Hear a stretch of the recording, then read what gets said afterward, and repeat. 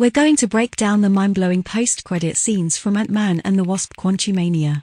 As we know, Marvel always leaves some hints for the future, and this time they've given us a lot to talk about as we enter Phase 5. So, stick around until the end to learn more about the multiverse madness. Before we dive into the post-credit scenes, let me ask you to hit the thumbs up button and subscribe to the channel. By doing so, you'll become part of the exclusive club of Kangsters that the heavy spoilers show now is.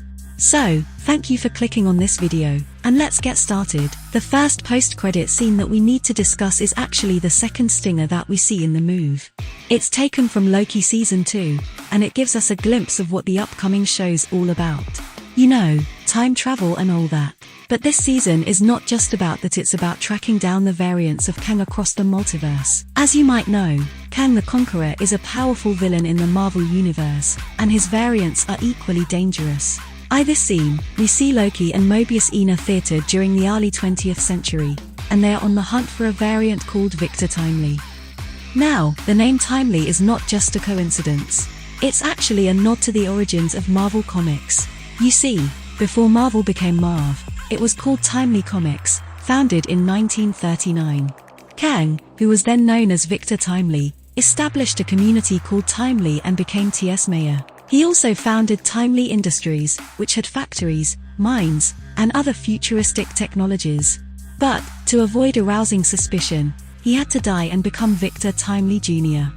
And via just the tip of the iceberg, Loki recognizes Victor Timely, but he looks terrified. And for a good reason. This season of Loki is going to be a wild ride, with the two main characters traveling through timelines and encountering different versions of Kang. And, as we know, Kang is a complex character. He can be a humorous magician or an evil conqueror. WH knows what we'll see in Loki Season 2. The first post-credit scene gives us a glimpse of what we can expect from Kang's council. We see different versions of Kang collected together, discussing how the Kang exile has been killed. This is the version we meet in Quantumania, and although there is a possibility that he's still alive, they believe he's dead. But the council has more pressing concerns. They vow to stop the heroes who have started to meddle with the multiverse, as they could destroy everything they've built. The council has 3 key members, and we'll discuss them in detail in just a bit. But first, let me remind you to hit the subscribe button and join the Kangsters. Okay, now let's talk about the 3 key members of the council. The first is Kang the Conqueror, of course. He's the most dangerous and powerful version of Kang, and he's the one who's been killed. The second is Immortus, who's the older and wiser version of Kang.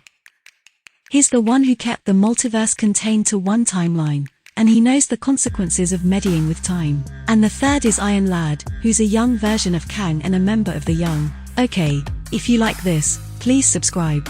Anyway, thanks for your time.